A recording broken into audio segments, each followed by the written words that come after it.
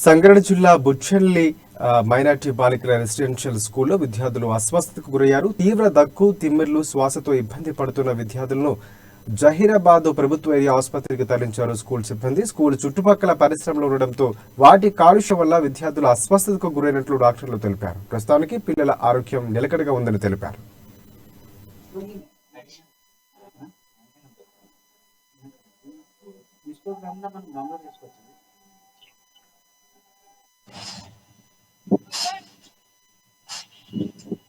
ఈరోజు ఉదయం ఒక నలుగురు పిల్లల్ని దగ్గు, బాగాసేపు దగ్గు, కంటిన్యూస్ గా దగ్గు, శ్వాసకి ఇబ్బంది, ఇలాంటి అస్వస్థతతో ఉదయం మన హాస్పిటల్కి తీసుకురావడం జరిగింది. పెద్దగా ఇబ్బంది ఏం లేకపోవచ్చు. బహుశా వాళ్ళ 10th క్లాస్ స్టూడెంట్స్ అవడం వల్ల ఏమన్నా work related studies related stress వలన అని ఒక ప్రొవిజనల్ డయాగ్నోసిస్ చేసి ట్రీట్మెంట్ స్టార్ట్ చేయడం జరిగింది.